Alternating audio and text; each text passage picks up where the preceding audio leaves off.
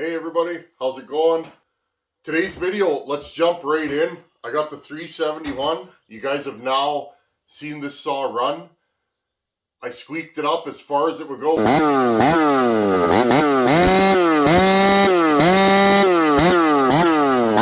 We cut softwood, hardwood.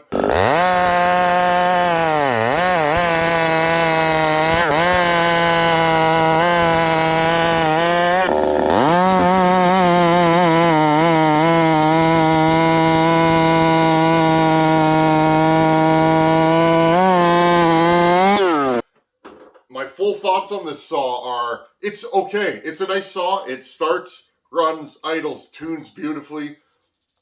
Those are the pros. The cons, it's a little peaky, and it's lacking a little bit in pull. And I kind of did that on purpose, friends. Remember, I threw together a piston that was for another cylinder into this cylinder, mixed and batched. I ended up with long intake timing, a high exhaust roof. Now the squish on this, friends, I measured the squish. It's 25 thousandths. I thought it was a little looser, but no, the squish is actually 25 thousandths. And the saw runs okay. The compression has come up nicely. Rings have kind of broken in. But the saw was lacking a certain grunt, okay? It was lacking grunt. Lots of RPM, good throttle response. So, all was not lost in this build. I learned a 372, 371 big bore, at least in this configuration, the way I built this saw, will idle quite nicely with long intake timing.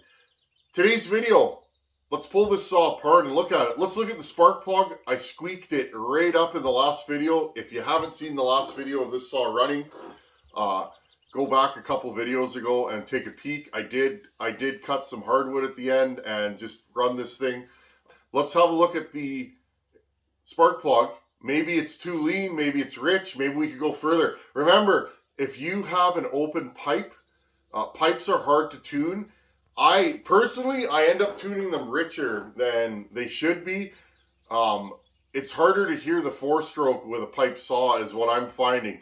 So I went my comfort zone plus a little bit more in and then cut with it. It didn't lose any pull, so right there I was like, okay, we're good.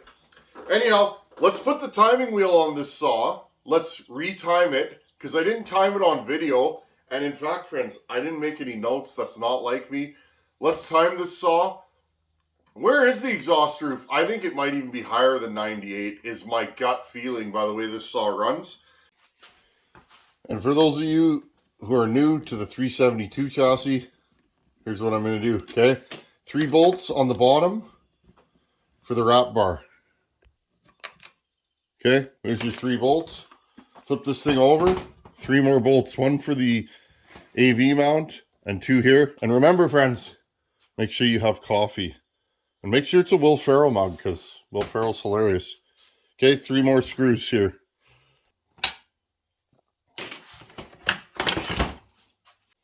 Okay, top cover. Right there, air filter. Okay, let's have a look at the spark plug. Let's see what we got here. Perfect. Nice light brown. I'll take it. That's a good spark plug. So right there, and I'm sure you guys heard it. I did. This saw was screaming RPM wise, and you could hear a hint of a 4-stroke. Well, that hint of a 4-stroke was actually the perfect tune for this saw. So there you guys go. Now, with a muffler on the saw, hope I'm not blocking you guys here. With a muffler on the saw, that would probably be too lean. The way it sounded, with a pipe, it seems to be about perfect. Okay, top cover. Let's pull the choke off. I'm curious to see how this thing times. I kind of timed it, but not really, if that makes sense. Okay. Now, impulse hose is right here. Generally, I push my hoses off. Shunk. Right there. Crack the fuel tank. I don't think there's much fuel in here. There's a little bit.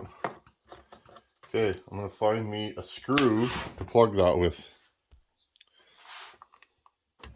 Okay, unclip this right there. This is your throttle cable right there. Undo that. Again, remember we upgraded with the metal bracket here. That is probably one of the best upgrades for these saws. The plastic ones can and will melt and they end up warping. You end up with an air leak here. Super common.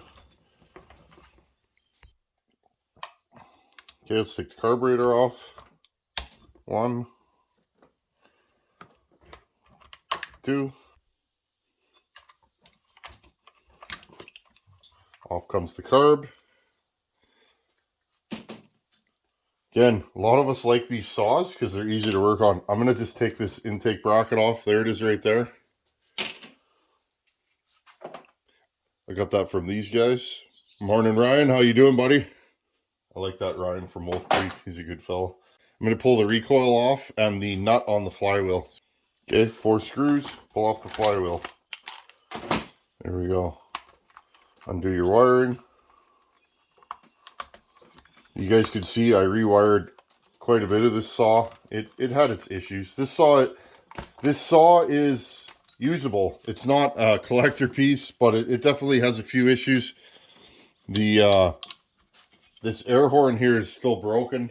Didn't seem to really bother the saw.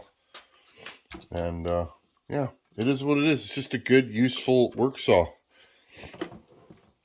Okay, pull this nut off and clamp onto the flywheel. I usually use an impact. That's because they come off. I don't put them on with an impact, but I'll definitely take them off with one. Like this. This has the magnet. I can't remember who sent me these screwdrivers. You know who you are. Wow, thank you. I use these things all the time. Constantly. I still got one in the package, but this one kind of lives with me. Okay, we're ready to time this thing. Okay, once you have this snug down, grab your wheel.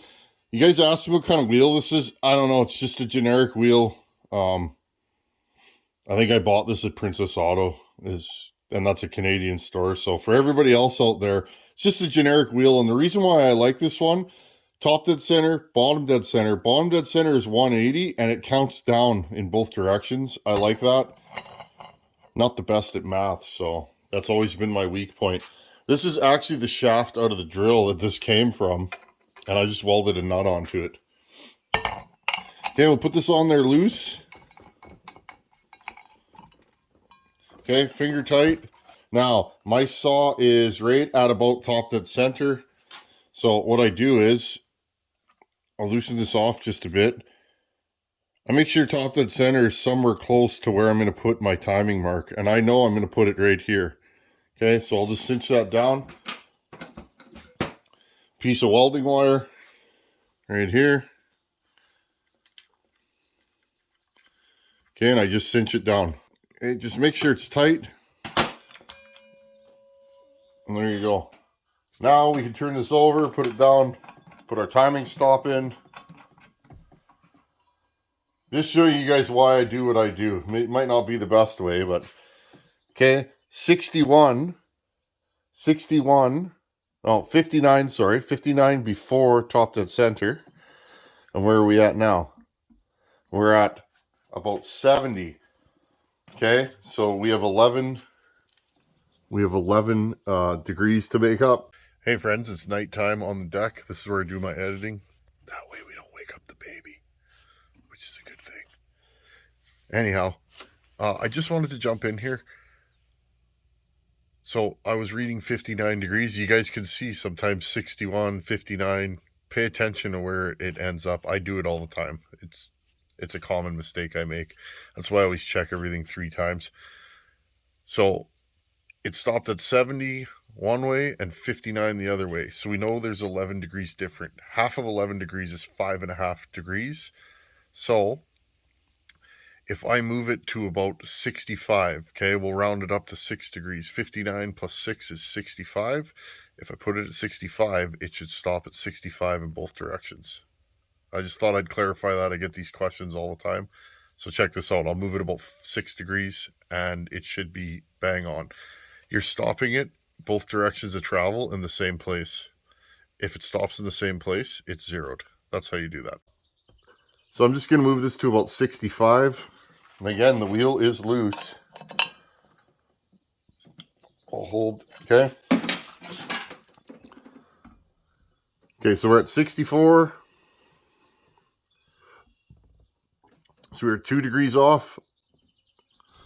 Okay, we're at 66 one way and 64 the other. Cinch that down. Now again, friends, I know I want about 65, so I just bend my timing mark. I'm trying to get you guys to see, there we go, what I'm seeing, 65. Okay, I'll just bend it. And 65. So now we know we are 100% zeroed. Okay, check it several times. If you're a degree or two off, it does matter. Especially if you're running ragged edge timing numbers, it does matter. Okay, I'm gonna get everything ready to go. I measured the squish already off camera, friends. Our squish is 25 thousandths, okay? Let's take another measurement of the intake and the exhaust. Okay, guys, I got my scope here. I always stick my scope through the spark plug hole. Lights up the cylinder good. Okay, I'm going to spin this thing around. I'll start at top dead center. Remember, your exhaust is going to open somewhere after top dead center. Now, my guess, this thing's past 98, 96, 97 is what I'm guessing. It still ran okay. If you're building small wood and you want a really zippy saw and you sharpen a good chain, this wouldn't be a bad place for you to be. Okay. See that first ray of light in there? You can actually see it. I'm just going to make sure. Now, I usually time it by this ray of light where it's actually coming through.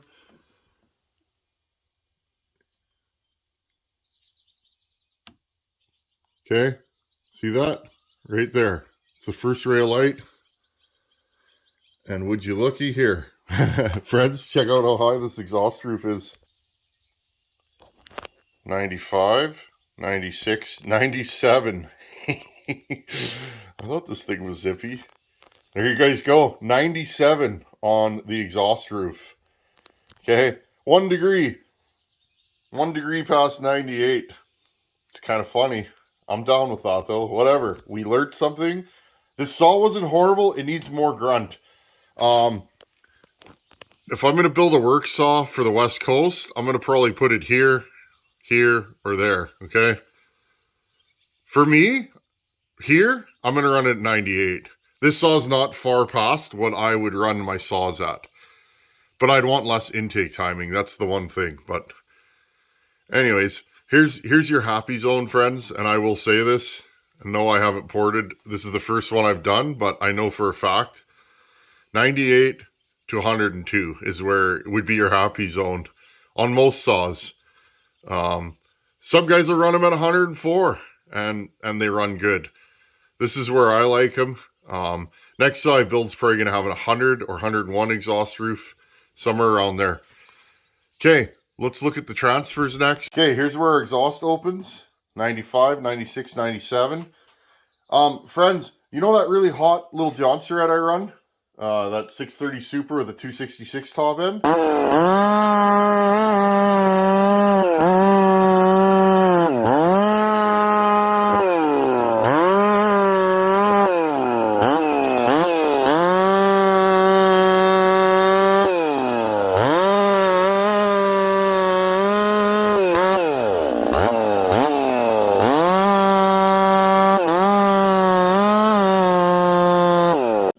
That has an exhaust roof somewhere in this ballpark, and that's a smaller saw, and it pulls.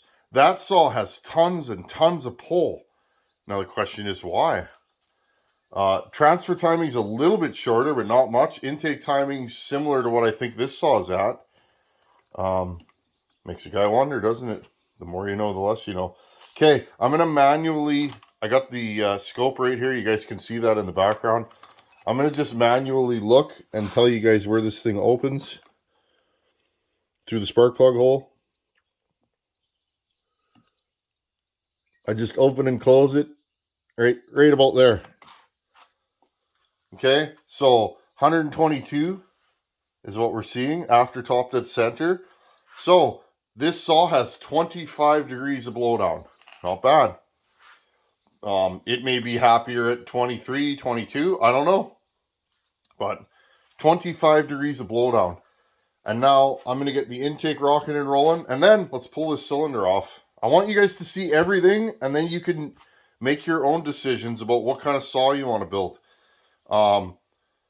You know, this thing's an orangutan peaky high RPM saw. It has to be sharp. It's raker sensitive. I don't like that. You guys saw how grabby it was. I'm going to show you guys that stuff. I want you guys to learn the way I learned. I learned by messing things up and doing things the wrong way. So I have no previous knowledge on these other than what other guys have told me they do to their saws, but I've never done it. So anyways, 25 degrees of blowdown. Okay, now I'm just going to stick my scope in the intake side, okay? You guys see the scope in the background there? So I have good light. I will manually call when it opens and closes, okay? Piston's on its way down. I did no lowering to this intake. I roughened it up really, really bad. It looks horrible, but it seemed to work. 82, okay?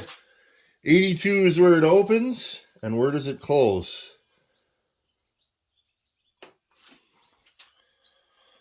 80. Now, don't you find that funny? Right there. Oh no, 82.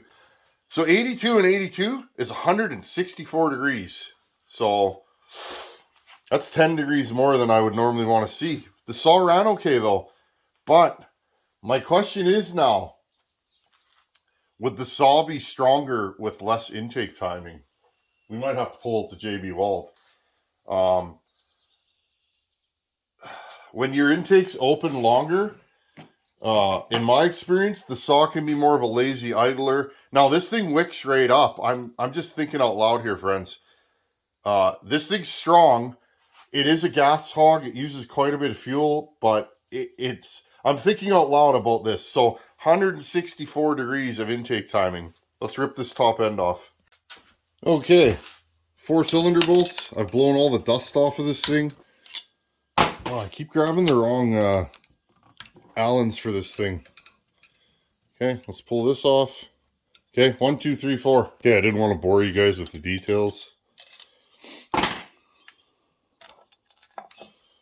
Oh, hold on a minute. There we go. Okay, shunk. Let's pull this thing right off. Base gasket looks good. I did trim it back where the transfers are so that it wasn't blocking. Okay, friends, what do we got in here? Interesting. There it is. I'm going to wipe it out so you guys can see it good. Real good. And actually, before I do that, there's our scorch pattern. Doesn't look too bad.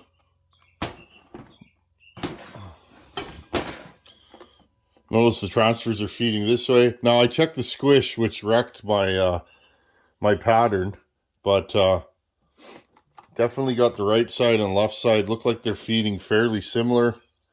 This way, they hit there, they swirl back, and the spark plug goes bang right there. So, okay, I pulled the ring off. Just gonna throw this on the bench. Piston. Let's just pull this piston right out. Why not? We're not reusing this. Friends, I'm gonna do something in the next video. I'm going to do a piston swap. Let's have a look at this piston. Remember, I used the circlips from Highway. They seem to be fine. I like them. Hold on, friends. I got to get this off. Now, I want to show you guys something, because again, oil ratios. This thing was running the heat hot, okay? As lean as it can get. There's Opti 2. Look how slippery that bottom end is, okay? Just full of oil. Like you could feel the oil all over here. So that's why I use what I use. And again, there's so many good oils out there. It's not like it was in the old days. Okay, everything's clean in there. I'm gonna move this bottom end out of the way and let's have a real good look at the piston.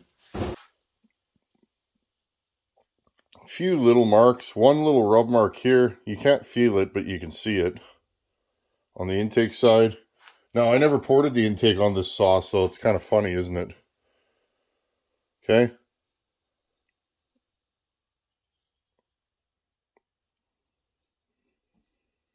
Exhaust side. You guys can see this thing's bedding in. It's got a few fine little marks on it, but that's it. Okay, I would say this piston's not even fully broken in, okay? It's only, this piston has 2 or 3 tanks on it. In another couple tanks, it'll just be bedded in. Yeah, I'd like to show you guys that, okay? It's barely, now, if you can see the lines, I fit this on my lathe, so, you don't want it too loose, but you don't want it too tight, and I'm just going to yak with you guys while I do this. I don't know, you want a piston to be just so, I'm just going to clean this out so you guys can see it better. These pistons swell a little bit, and we're talking thousands of, you know, tens of thousands of an inch, but it's nice to have a piston that's, for me, I like it a little bit on the looser side, just because of the fact that if it's too tight, that could rob horsepower. I want to see, is this thing broken in yet? The compression came up. Okay. Our cylinder finish started like that. See the rough spot there? You can see the piston is never hit. Let that be your guide if you're wanting to hog out transfers. Right there. That doesn't lie. That's where the piston is. Again, there's the intake. If you guys can see, there's a ledge there. I never widened it or did anything. All I did, look, I put some texture in the top. Look how ugly that is. It's beautiful. Put some texture in it and just ran it the way it was. There's my exhaust port. Slightly widened. There's a lot of room to go on these, but okay, I think we're good. You could still see a little bit of the hone pattern. I would say this isn't fully broken in, but it sure is close. Maybe another tank on it. Okay, well, that was fun. Let's do another build with this same saw and the same cylinder. Next time, though. Okay, well, I hope you guys enjoyed this video. Straight goods, pulling apart a running saw and looking at it. This is how you learn. I've already noticed a couple things that I may have fudged in this video. The more I look at this, the more I'm like, that's interesting. That's interesting. This saw is 100% a science experiment. I'm going to keep messing around with it until I find a set of build numbers that I like. This has very similar timing numbers to that hot John Surette, and I'm not going to lie there. That John Surette is an absolute orangutan, and it's only 66 cc's. For whatever reason, this saw doesn't run quite the same. Well, we're going to try something in the next video. Stay tuned. We're going to put this saw back together with a different piston in it and see how it's going to run. It's time for question of the day. Today's question of the day was actually a comment on a video. It came from Jim. I can't remember his last name. It started with a G and it was like 3956 after it, something like that. Funny how the brain works. I can remember the numbers, but not his last name. Anyhow, Jim, post a comment below. You know who you are, buddy. Jim asked a question I get all the time, and that is, how long does a ported saw last versus a stock saw? What's the lifespan? That's a loaded question. I've seen guys blow up stock saws in 2 tanks of fuel with dull chain. I've also seen guys that have ported saws that they got ported 20 years ago and they've run pretty heavy for 20 years. That really is a it depends question. Sometimes it's luck of the draw, but if you keep a sharp chain, you run good oil, you keep your saw clean, all that kind of stuff. Um, Honestly, a ported saw, in my opinion, is going to last every bit as long or longer than a stock saw. That's been my experience, and until I see something or notice something different, that's the way I'm going to go with that. Now, I'm talking work saws. Work saws are kind of medium power. If you're going for maximum power, you're jacking compression, higher RPM, all that stuff. Those saws tend to not last as long. But again, how long they last, it's really hard to put a number figure on it. So if you're good to your stock saws, Jim, and you get a ported saw, I'm sure your ported saw will last you many, many years. Anyhow, thanks for watching. Take her easy. Later.